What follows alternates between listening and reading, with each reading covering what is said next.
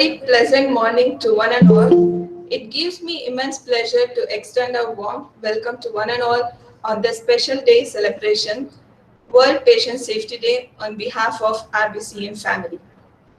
The 72nd World Health Assembly adopted Resolution WHA 72.6 Global Action on Patient Safety on 25th May 2019, recognizing patient safety as a global health priority and endorsed the establishment of World Patient Safety Day to be observed annually on 17th September. The COVID 19 pandemic has unveiled the huge challenges and risks health workers are facing globally, including healthcare associated infections, violence, stigma, psychology, and emotional disturbance, illness, and even death. Furthermore, working in stressful events makes health worker more prone to errors which can lead to patient harm. Therefore, the World Patient Safety Day 2020 and this year theme is Health Worker Safety, a priority for patient safety. And the slogan for this year is Safe Health Workers, Safe Patient. And they had called for action, speak up for health worker safety.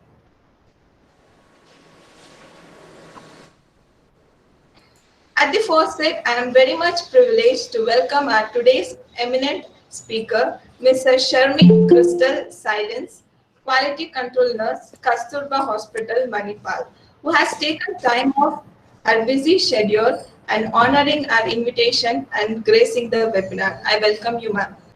Next, I would like to acknowledge my heartily welcome to Dr. S.R. Gajendra Singh, Principal, RV College of Nursing, who continuously guided, encouraged, and supported us in organizing this program. I welcome you, sir. Next, I would like to take this opportunity to express my warm welcome to Professor Mamta Nischal, Vice Principal, RV College of Nursing, who has guided us throughout in organizing this event. I welcome you, ma'am. Next, I also welcome all faculties for their cooperation and support in organizing the program and gracing this occasion with your presence. Next, my heartfelt and warm welcomes to all delegates, faculty and students from various colleges for their presence amidst us in spite of their busy schedule and honoring our invitation. Now I would like to request Mrs. Gautami, Assistant Professor, Child Health Nursing Department, to address the delegates and highlight us on this patient safety.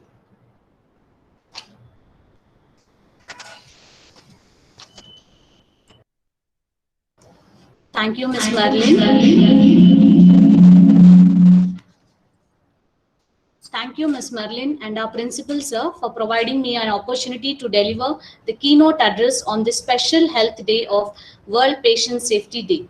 A very pleasant morning to one and all gathered in this e-meet. Before starting the addressing, I would like to start with a quote that is, "Safety isn't expensive, it's priceless." No one should be harmed while receiving the healthcare. Yet globally, at least 5 patients die every minute because of the unsafe care. Most of these deaths are which avoidable. Ensuring safe care has become a major challenge in all the countries. Patient harm happens for many reasons, might be because of the stress of the health workers or fatigue or otherwise lack of teamwork, poor communication, or because of unsafe practices. These are just a few which can causes the patient harm. So all the health facilities must develop a patient safety culture where the patient is a partner, where the blame-free environment is encouraged, which allows the errors to be reported and learned from, not punished. So this can be done only by empowering as well as training the health workers to reduce the patient harm and the risk of errors. So to achieve these things, we need a policy makers to make the patient safety a national priority. So for this, we need more academicians and researchers to generate more evidence about how we can keep the patients safe. So keeping patients safe is a vital part of delivering effective care as a part of every country's commitment to universal health coverage.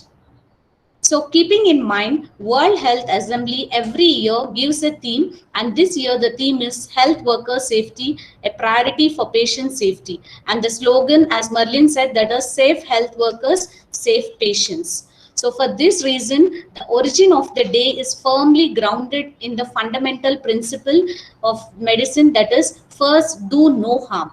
So, as all of you all know, in this COVID-19 pandemic panacea, it is presently among the biggest challenge and threats to face the world and humanity. And the healthcare is living in its greatest crisis, especially in the patient safety ever. The pandemic has exerted unprecedented pressure on health system worldwide.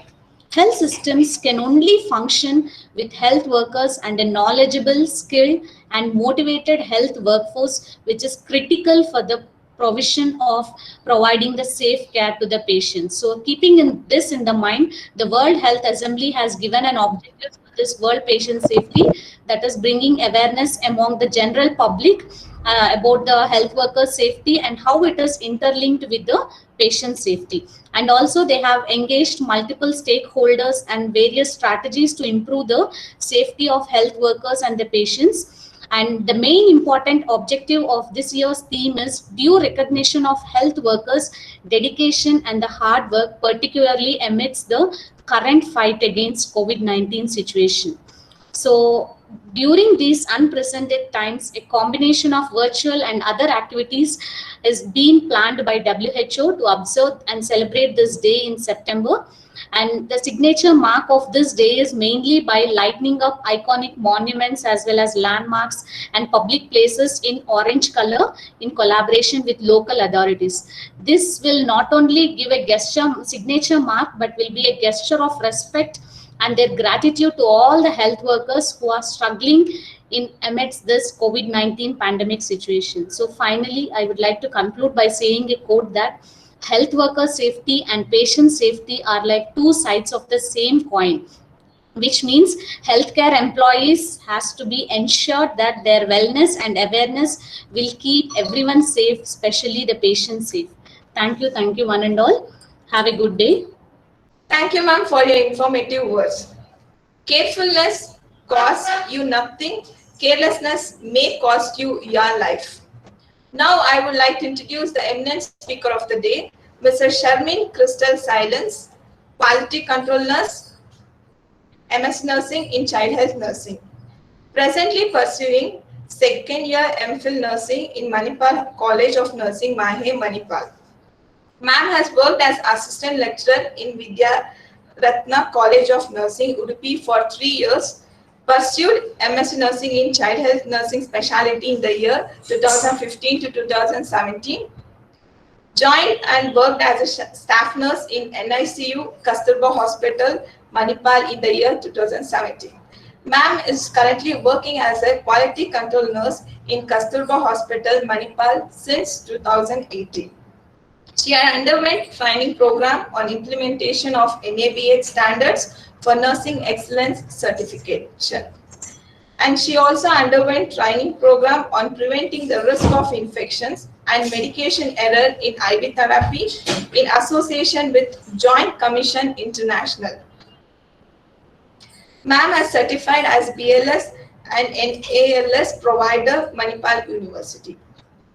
Ma'am had the opportunity to participate as a resource person in the nursing workshop and webinar, like thermal protection of preterms, essential in NICU, together for kids with cancer, Do More, K More 2017, and also webinar on updates in healthcare management. Ma'am had presented papers orally on knowledge, perception, and psychosocial preparedness for Menarche on international conference on global challenges in healthcare held on 16th and 17th February 2018, which has organized by Manipal College of Nursing, Mahe, Manipal.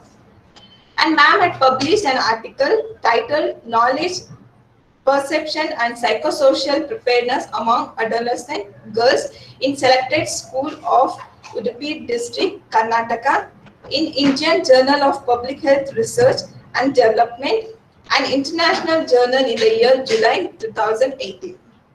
Man had research activities, a study to assess the level of behavioral problems among preschool children of employed mothers in selected areas of Udupi district, a study to assess the knowledge, perception, psychosocial preparedness and problem experienced by the adolescent girls in selected schools of Udupi district, and also efficiency of capacity building program on patient safety, safety culture, and quality improvement among nurse managers working in selected tertiary care hospital of Karnataka, India.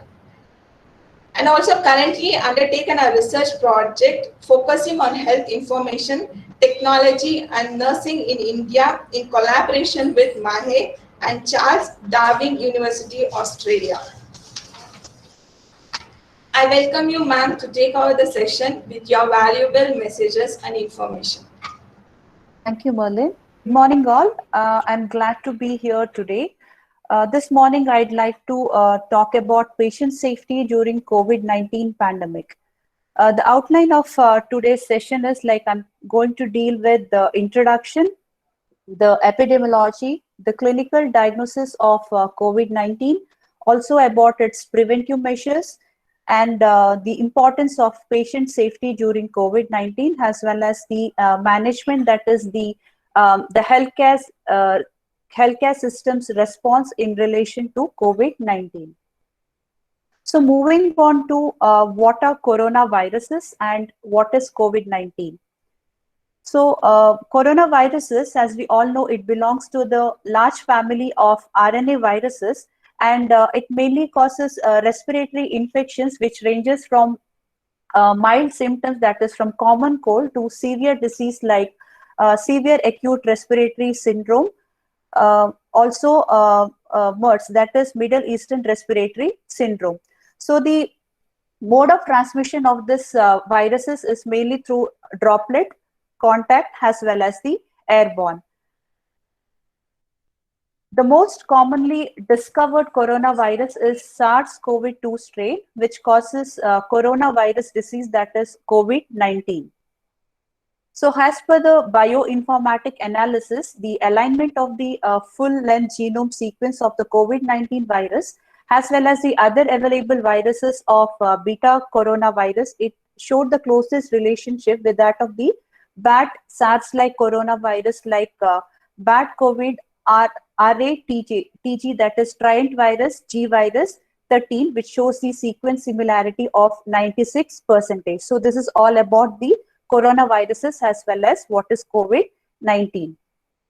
So moving on to the clinical diagnosis. So in order to determine whether the patient should be tested for COVID-19 or not, the clinician should make use of their judgment to determine if the patient's signs and symptoms is compatible to that of COVID-19 symptoms.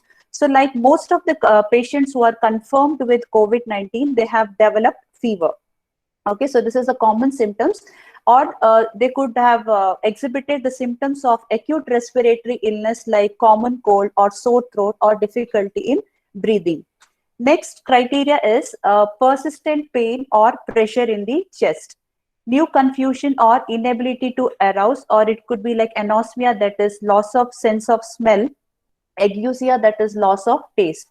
Also sinuses of the lips or the face, and other symptomatic individuals such as older adults and individuals with chronic medical conditions such as like it could be diabetes mellitus, hypertension, or the patients receiving immunosuppressants, or it could be a patient with chronic lung disease or kidney disease. So or it could be any of the immunocompromised status. So such people with the comorbidities, they have a higher risk for poor outcome. So this is about the clinical judgment.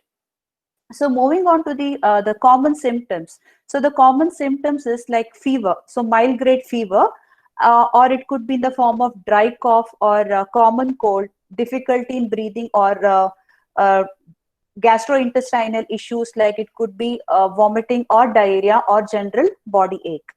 So the severe symptoms are like high grade fever, which is like more than 100.4 degree Fahrenheit, or it could be pneumonia, multi-organ dysfunction failure, or the kidney failure, finally leading to death. So this is about the severe symptoms of COVID-19.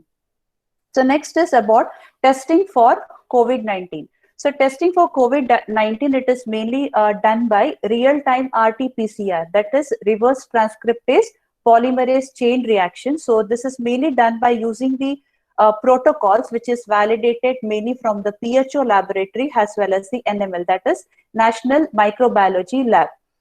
So mainly this in this test, the two PCR targets are this RDRP gene as well as the E gene. So this RDRP gene is an RNA dependent RNA protein gene, and E gene is an envelope gene. So these are the two PCR targets. So detection of any one of these genome targets, that is either the RDRP gene or the E gene, is sufficient for the laboratory confirmation. So which means that detection of at least one genome target, that is RDRP or E gene, by a real-time PCR indicates the detection of COVID-19 virus. Okay, that is the patient is tested positive for COVID-19. And the second one is specimen with no genome target detected in the assay will be reported as COVID-19 virus not detected, that is negative. And another result is indeterminate result. It could be like specimen with gene target result, but it is indeterminate, which may be because of the late amplification signal at a predetermined high cycle threshold. Okay, like it could be because of the low quantity or the low viral target quantity in the clinical specimen. So such indeterminate samples has to undergo PCR as well as the Sanger sequencing of COVID-19 for the confirmation. So this is all about testing for COVID-19. So moving on to the prognosis. So most people who are infected with COVID-19 virus, they have shown the mild features of the mild symptoms, and usually they recover at the earliest. So approximately what the laboratory confirmed cases, according to 80% of the cases, they have shown mild to moderate disease, which ranges from non-pneumonia to pneumonia-like cases. And rest of the 13.8% had severe disease, showing the features of could be dyspnea or the respiratory failure, or unable to maintain blood oxygen saturation that is less than 93%, or the lung infiltrates more than 50% of the lung field within 24 to 48 hours, or it could be PaO2 FiO2 ratio less than 300. So this accounts for about 13.8% of the cases. And next, remaining is 6.1% of the cases are critical, like showing the features of respiratory failure, or it could be septic shock or multi-organ dysfunction failure. So this is about the prognosis. So as we all know, prevention is the best treatment available so far. So the preventive measures for against COVID-19 is always follow strict hand hygiene. So wash your hands for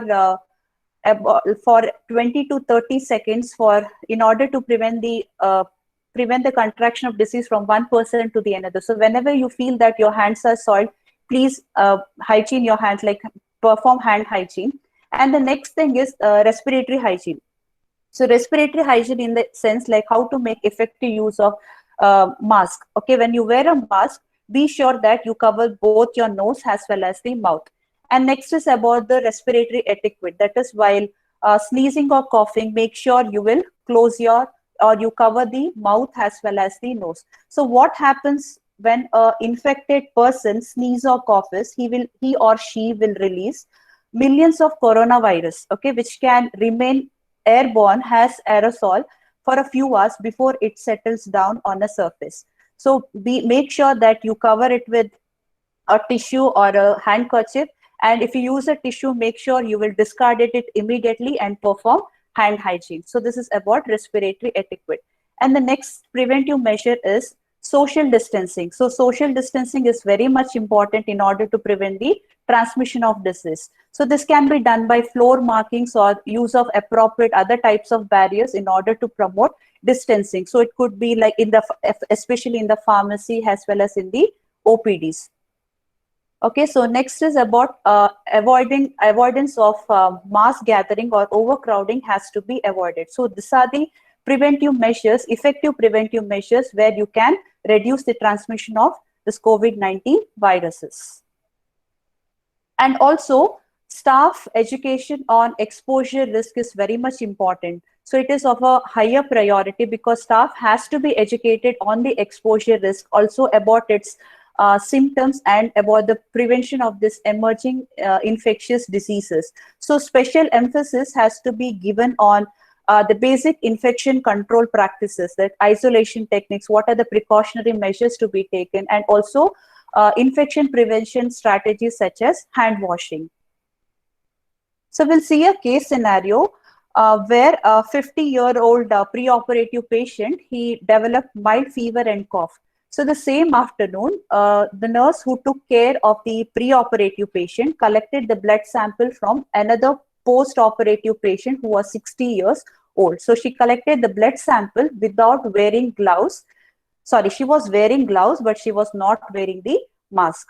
So next, what happened after 2 days was the post-operative patient who was asymptomatic, he also developed fever and cough. Okay, the clinical condition of the patient, it became worse. And since the patient had the signs and symptoms, he was suspected to have COVID-19. And when he was tested, it turned out to be positive. And eventually also the preoperative patient was also tested positive, and the nurse was also tested positive to COVID-19. So this is an example of sheer negligence where the healthcare worker did not wear or did not make use of appropriate PP in the healthcare setting. So as she did not wear mask, the droplets were the potential route of transmission here. Okay, so she would also have advised the patient to make use of wear the mask, but she did not do so. So had she wore a mask or had she made the patient to wear the mask, it would have prevented or protected herself from the viruses as well as the other patients in the unit. So therefore, appropriate use of PP is very much important to prevent the transmission of this disease. So moving on to health worker safety. So the healthcare personnel working in the hospital, we know that they are at a very increased or high risk of acquiring the COVID-19 disease. In case if there is any breach in the personal protection, as we seen on the previous example, that is in the case scenario, there was a breach in the personal protection while managing the patient. That is why the particular nurse, she contracted with the, she was infected with the disease, and that led to transmission of disease from one person to or one patient to another. So such breach in the personal protection should not take place in the healthcare setting. So always make use of appropriate PP in the healthcare settings and protect yourself. So despite following the infection prevention measures and also making use of appropriate use of PP, if there is any accidental unprotected exposure to COVID-19 patient, then it has to be reported to the nodal officer or the infection control officers. And next is how to select appropriate PP. So if we have to make a thorough risk assessment, like how to select the appropriate PP while taking or managing the patients with suspected or the confirmed cases of COVID-19. So the first one is, what category of isolation precaution is the patient on? Like it could be a droplet precautions, or it could be a contact precautions, or the airborne precautions. Okay, that is the category of isolation precaution. And the second one is, what is the anticipated exposure? Like is it touch or splash, or it could be spray, or large volumes of blood, or the body fluids that may penetrate the clothing. Okay, that is the anticipated exposure.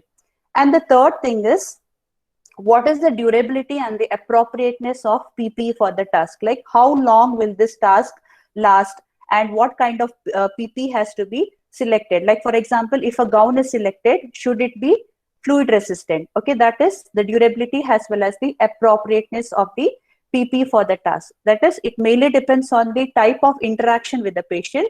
The second one is mode of transmission of the disease as well as the amount of the body fluid that is generated during the procedure. So based on this, appropriate PP has to be used. And next is about COVID-19 prevention. Why I'm stressing on PP and its use as well as training is this is very much important, or this is the most effective control where transmission of disease can be reduced to a certain amount.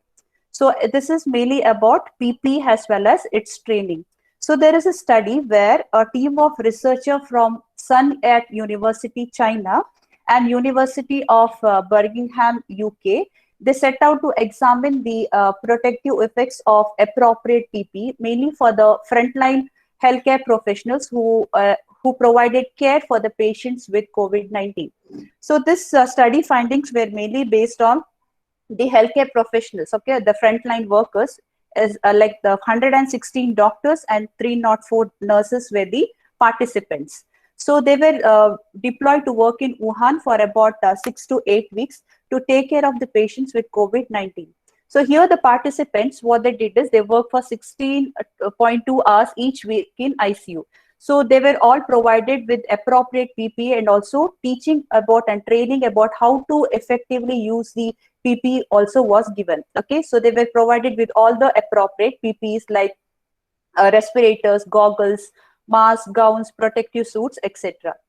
Okay, so since they were given training in the correct use of PPE as well as that is why there was reduction in the exposure to the infection while caring for the patients. So what happened during the deployment period is none of the study participants, that is all the 420 participants, did not report any signs and symptoms of COVID-19, and they were all tested for COVID.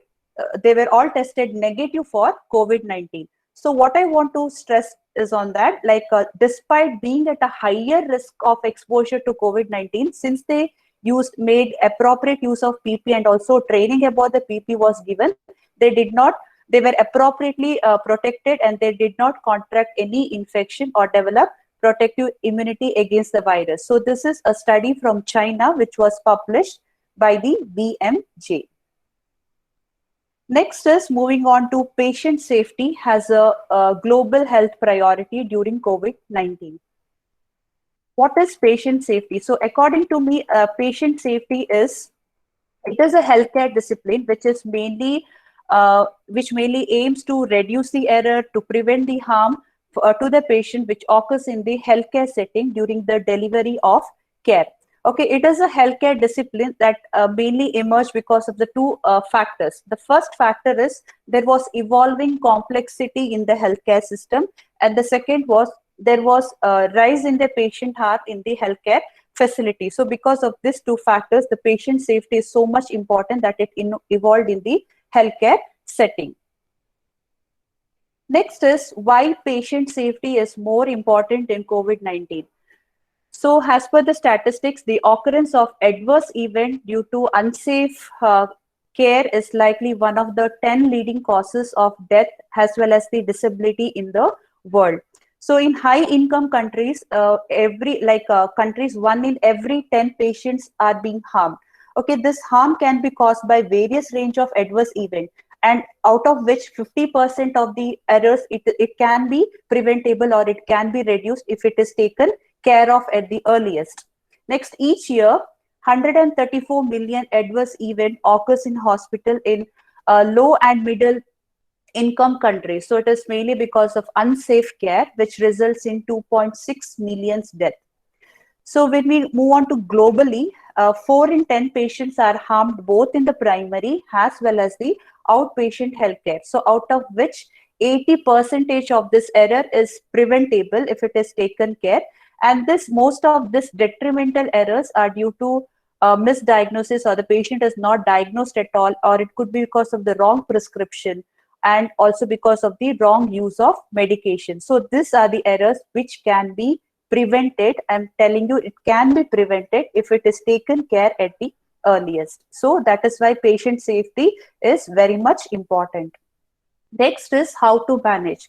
So this is healthcare's response in relation to COVID-19 outbreaks. So this is mainly aims at reducing the morbidity and mortality by minimizing the disease transmission, also protecting the healthcare personnel and preserving the healthcare system functioning. So we have a hierarchy of control, which is from most effective to the least effective one. So hierarchy of control, the first one is elimination. So what we do in elimination is we are completely eliminating the exposure to the hazard. Okay, this is the most effective control.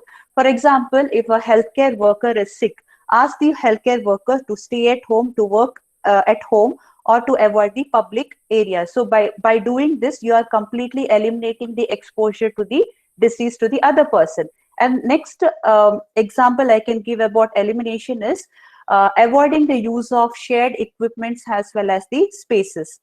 And also having virtual appointments. Okay, instead of having a direct contact or a direct face-to-face contact with one person to the another, you can have a virtual contact, virtual appointments, or you can have a training or meetings through use of web conferencing applications, like it could be Zoom or Skype, and also by having a video calls. So that is how you can eliminate the exposure. Okay, you can limit the exposure to the hazard. And next is about substitution. So what we do in substitution is you are replacing the hazard, mainly replacing the hazard with the non-hazardous object, device, or a substance. Okay, that is substitution.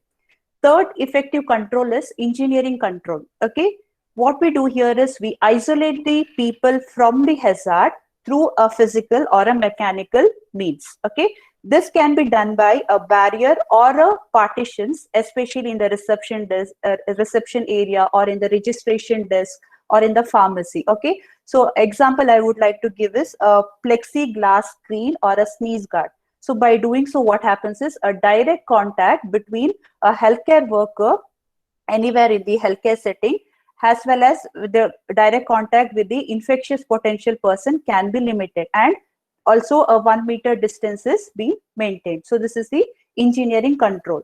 And next is, it could be example for engineering control is hand-free trash receptacles, or it could be soap and towel dispenser, or any of the door openers, or any other similar hand-free equipment. So this is about engineering control. And the fourth effective control is administrative control. So what we do here is we change the way people work. Okay, for example, social distancing requirements. Okay, maintaining a distance of 1 meter, and also this can be done by use of floor markings. Okay, use of floor markings and any other barrier types which promotes distancing. Okay, distancing of 1 meter. And next is about cough and sneeze etiquettes. Okay, that is how to cough and sneeze in the public areas by covering both the nose as well as the mouth, and while you use a tissue, discard it as infectious waste, and then thoroughly wash your hands with soap and water.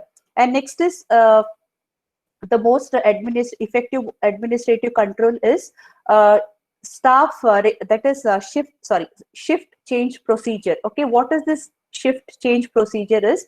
You are allowing only 50% of the staff, that too in many shifts, to come and work in the healthcare setting. So by doing so, the exposure to the hazard or the virus is limited, and also you can stagger the work hours. Okay, that is an administrative control. And the last one is PPE, that is you're protecting the worker with personal protective equipment. So this is very much important. So that PPE, it could be in the form of gown or respirator or the eye shield protection, eye protection, etc. So the important task in this PPE is follow PPE donning as well as the doffing order of operation. So this is very much important. Next is the screening and the triage. So screening and triage is very essential. So the main rationale of contact tracing and monitoring is when you do the contact tracing and monitoring, it leads to early detection of the infected person. Okay, infectious person is detected at the earliest. So when a person is early detected, it leads to, one is early isolation, another one is early treatment. Okay, so early isolation, it leads to decreased transmission of the disease. Okay, and the second one, early treatment, leads to, as we all know, it leads to increased survival as well as the acceptability. Okay, this is the main rationale of contact tracing as well as monitoring. So screening and triage for early recognition of, it is mainly done for the early recognition of the patients with suspected COVID-19. So always display the information at the entrance of the facilities in order to direct the patients who are having signs and symptoms of COVID-19 directly to report to the designated area, so that no time is wasted. Okay, directly they can go for the designated area for the screening procedures. And next is, have a well established or a well equipped screening as well as the triage station. Not only that, but also you should have a screening questionnaire that is mainly according to the most recent WHO case definition. It has to be an updated one. And all the healthcare workers, they should adhere to the standard precautions. So which mainly includes hand hygiene, selection of appropriate PPE based on the risk assessment, also respiratory hygiene, cleaning and the disinfection practices, and also injection safety practices. Next is healthcare workers who develop symptoms suggestive of COVID-19. It could be fever, a cough, a shortness of breath, or it could be loss of smell or taste or sore throat. So any symptoms suggestive of COVID-19, so such staff, they should prefer to stay at home. Okay, and they should not perform any of the duties in the triage nor in the duties at the healthcare facilities. So next is install physical barriers for the registration desk. Okay, this is again an example for engineering control. Physical barriers in the sense a glass or a plastic screen in the registration area. So what happens? A barrier is created between the healthcare worker as well as the potentially infectious person. And also maintain a distance of at least 1 meter in order to limit the close contact between one person to the another. Next is assign dedicated clinical staff, most preferably the physician as well as the nurses, for the physical evaluation of the patients. Okay, so but this dedicated staff or the clinical staff, they have to be trained on the triage procedure. Okay, they should be well trained on triage procedure. Also, they should be knowing about COVID-19 WHO case definition as well as appropriate PPE use. Okay, like mask, eye protection, gown as well as mask. So gloves. Next is train the administrative personnel working in the reception area how to perform hand hygiene and also how to appropriately maintain the distance. So the administrative personnel who is working in reception area should be knowing how to perform hand hygiene, as well as he has to advise the patient about the proper use of medical mask, hand hygiene, and also how patient has to maintain a distance from each other by use of floor markings. Okay, he has to the administrative personnel has to educate the staffs regarding or the patients regarding this. Next is importance of patient identification. So why this patient identification is so important? What will happen if the patient is not identified properly or correctly? So we'll see an example. So here there is an example of negligence where the bodies of 2 COVID-19 victims were swapped at the time of handing over to the families to All India Institute of Medical Science. So this is an example here. The bodies were swapped and the COVID victim was cremated by another family. So this is an act of sheer negligence and an example of ill consequences of misidentification. So the patient or the cadaver, okay, it has to be identified correctly. If not, it might lead to ill consequences of misidentification and it leads to mishap. Okay, such incidences should not occur in the healthcare settings or anywhere. Next is about reducing the risk of infections. So mainly ensuring triage. Next is applying standard precautions to all the patients, implementing empirical precautions, administrative control, as well as using environmental and engineering control. So these are the infection prevention and control strategies in order to reduce the risk of infections. So next is standard precautions in COVID-19. So what is this standard precautions? Okay, standard precaution is nothing but they are the minimum infection prevention practices that mainly apply to all patient care, regardless of the suspected or the COVID-19 confirmed status of the patient. Okay, it happens in any healthcare setting wherever the healthcare is delivered. So that is called as standard precautions. So standard precautions mainly include hand hygiene. Okay, hand hygiene, use of PPE, respiratory hygiene or the cough etiquette, sharp safety, that is engineering control as well as the work safety practices, safe injection practices, which means aseptic technique used for the administration of parenteral medication, sterile use of sterile instruments as well as the devices, and cleaning and disinfecting the environmental surfaces.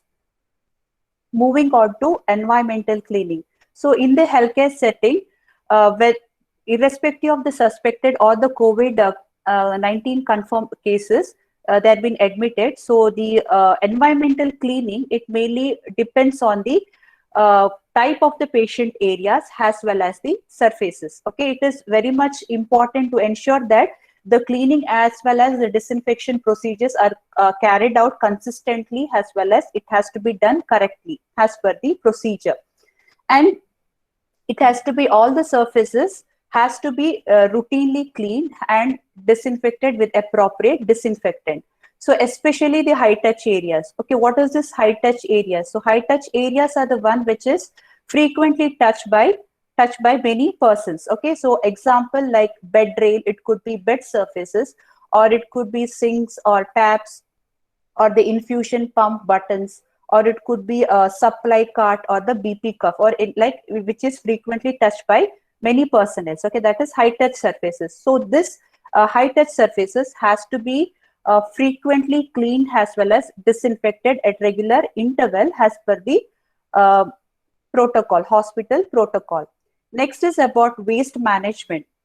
So the healthcare waste produced during the care of patients with suspected or confirmed COVID-19 cases, it is considered to be infectious, and it has to be appropriately segregated and it has to be disposed. And the healthcare workers who are handling this infectious waste, they have to wear appropriate PPE. Okay, this is important. They have to wear appropriate PPE while handling those infectious waste, and then they have to perform hand hygiene after taking off the PPE. This is very much important in order to prevent the transmission of disease or the contraction of the disease. Next is administrative control. So administrative controls, these are the changes which are made in the work policies or the procedures in order to reduce or minimize the exposure to the hazard. So those are like encouraging the sick workers to stay at home, minimizing the contact among the person by having virtual appointments, okay, through web conferencing applications, staggering the work hours, okay, asking the staffs to come in many shifts and work for a shorter duration of time, discontinuing non-essential travel, which means avoiding travel to the geographically affected COVID-19 areas or COVID-19 outbreaks are there. So in such areas, the travel has to be avoided.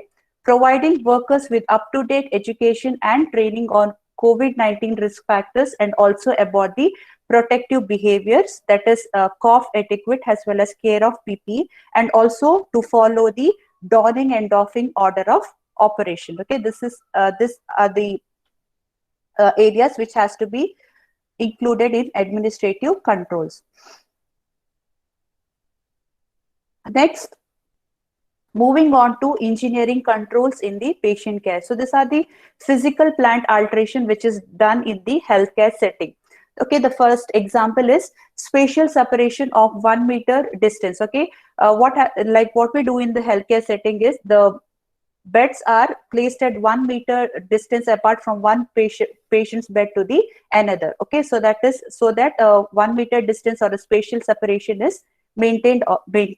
And next is about the plastic barriers or the canopy. Okay, this plastic barriers or the canopy, so it is mainly used while performing non-invasive ventilation or delivering oxygen via high flow nasal cannula, that is HFNC. Okay, so plastic barriers or canopy are used in such conditions.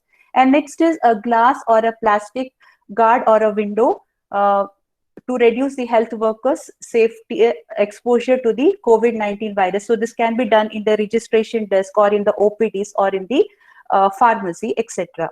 Next is specialized negative pressure ventilation. So negative pressure ventilation room is the one where the air pressure inside the room is lower than that of the air pressure outside the room. So negative pressure ventilation or the room is used while performing AGPs, that is the aerosol generating procedure. Wherever it is used, the negative pressure ventilation has to be used. For example, for AGPs are tracheal intubation, or it could be tracheostomy, bronchoscopy, or CPR, or non-invasive ventilation like BiPAP or CPAP or the CPR. So in such aerosol generating procedure, these are negative pressure ventilation rooms are used. So what happens in aerosol generating procedure is this procedures mechanically creates or it disperses aerosol in the environment. Okay, so in order to prevent this, negative pressure ventilation room is used. And the most important part in patient safety is communication. Okay, how to improve our communication. So if there are any changes in the treatment regimen of the patient, it has to be explained to him, and what is the importance of changing this what are the importance of making changes in his treatment regimen has to be communicated to him effectively. Okay, so while communicating to the patient, it is not only important to talk to the patient effectively, but you should be an active listener. Okay, what happens when you are listening to the patient is he develops a confidence in you, so that he can next time when you come to him or ask him about his disease condition, he can communicate to you effectively. Okay, so be attentive to his emotion. And like how the famous Bollywood filmy dialogue says like without like in order to survive in order to run the film industry, in order to make the film industry famous, entertainment is important. So that is entertainment. So in the healthcare setting, what I want to say is communication is very much important. So without communication, it is very difficult to move on with the treatment regimen. So always communicate. So this is very much important. Okay, communicate with the patient to understand about his disease condition, about his clinical condition. Understand, like communicate with your peer. Okay, peer communication is very important. Like communicate with your co-workers effectively, so that continuity of care is provided. And next is communication with the administrative team is also very much important. If there is any changes in the protocol or the procedures, has to be communicated. So vice versa, you have to communicate with them. So the patient communication, peer communication, and the administrative communication, when all the three goes hand in hand, it leads to continuity of care, leading to patient safety, and the quality of care is met. Next is the consideration for surgical procedures. So any decision about whether to operate a patient or not should not be based on the patient's COVID status, but it should be need-based, like trauma or the emergency, the risk and the benefits of the surgery. Like it could be life-threatening outcomes if the patient, or it might harm the patient if the surgery is delayed, and also it should be based on the patient's clinical condition, but not on the COVID status of the patient. Okay, always remember. And next is the patients who are undergoing surgery, who are showing the signs and symptoms, they should be tested for the virus using the nasopharyngeal or the oropharyngeal swab. So in case if it is delayed or if the test is not available, his urgent surgery should not be delayed. But all the infection prevention control precautions should be informed and it should be done through a careful risk assessment. Okay, all the precautionary measures has to be taken while shifting the patient to the surgery. And next is the COVID-19 patient, if tolerated, he should be asked to wear a medical mask while he has been transported to the operating room.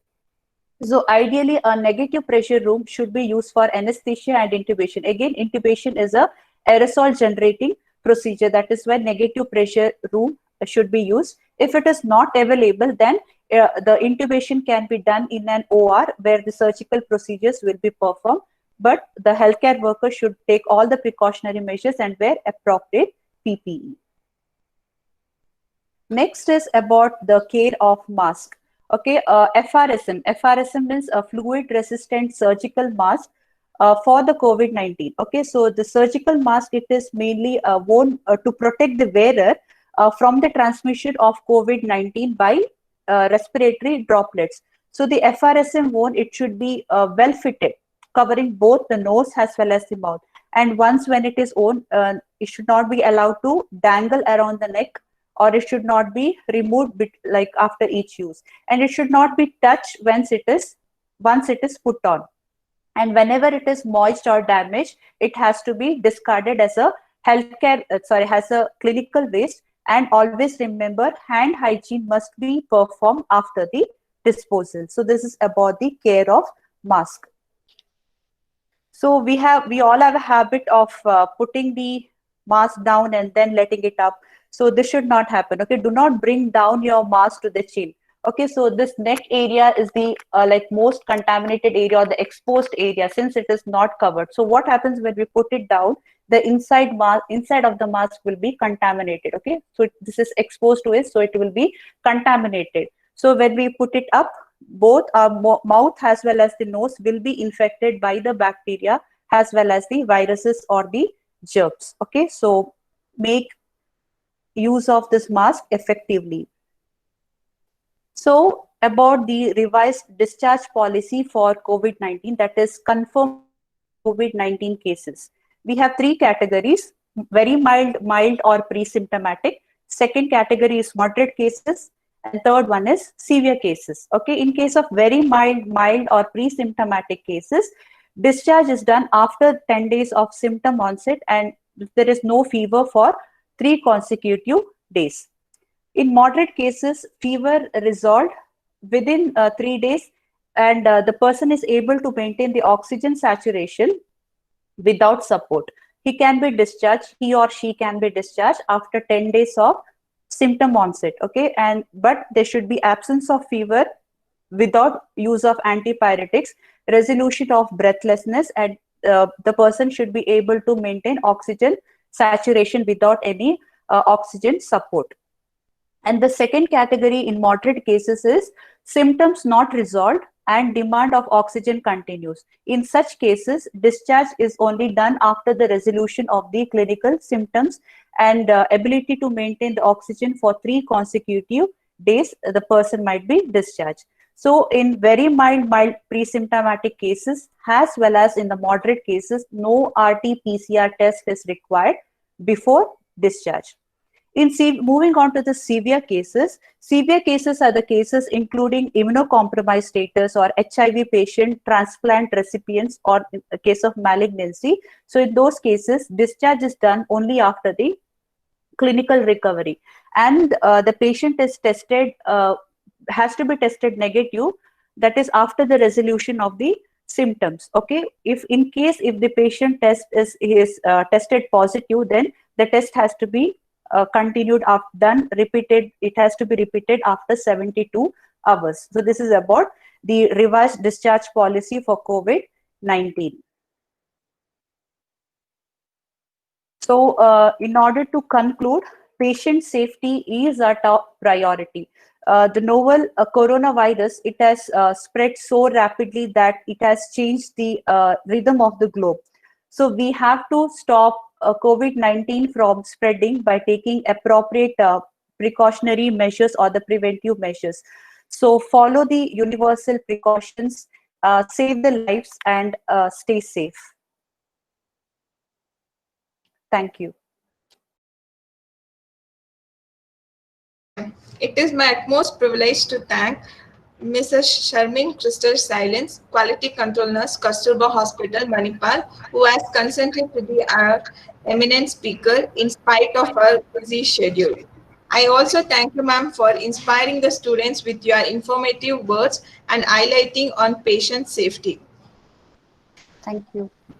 I would like to acknowledge my gratitude to our principal, Dr. S.R. Gajendra Singh, for his valuable guidance in successful completion of this program. Thank you, sir. I extend my heartfelt thanks to our Vice Principal, Professor Mamta Nishchal, for her continuous support. Thank you, ma'am. Also extend my thanks to all faculty for their cooperation and support, and delegates for spending their valuable time with us. To conclude, thank you one and all for being with us throughout the session and making it a successful.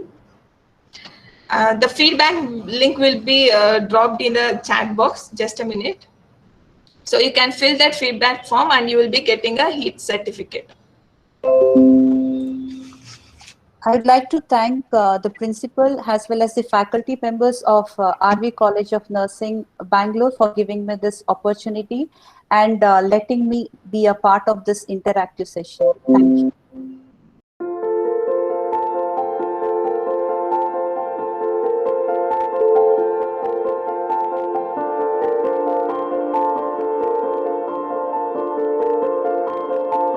Theme for this year is Health Worker Safety, a priority for patient safety.